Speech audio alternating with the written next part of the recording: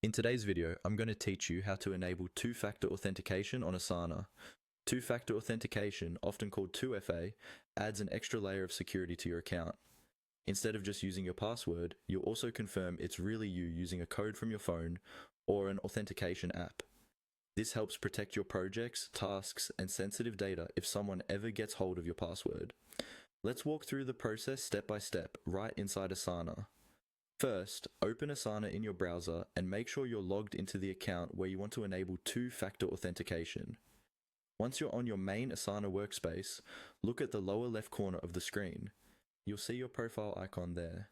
This is usually your initials or a small picture. Click on that profile icon to open a small menu. From the menu that appears, click on the option labeled Settings. This will open a settings window or panel where you can manage different parts of your Asana account, such as notifications, display preferences, and security options. Inside the settings window, you'll see several tabs along the top.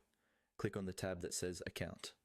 This is where Asana keeps your personal account details and security settings, including two-factor authentication. On the Account tab, scroll until you find the section related to security or two-factor authentication. Here, Asana will show you whether two-factor is available for your specific account. In some cases, you might see a message explaining that two-factor authentication is not available because you log in using single sign-on or SSO. SSO means your organization manages your login through another provider, like a company identity system, and security settings, such as two-factor, might be controlled outside of Asana. If you see that message, you won't be able to turn on two-factor directly in Asana. In that case, the best next step is to follow any on-screen prompts Asana provides, or reach out to your IT or workspace administrator to ask how two-factor is handled for your organization. If two-factor is available for your account, Asana will guide you with clear on-screen instructions.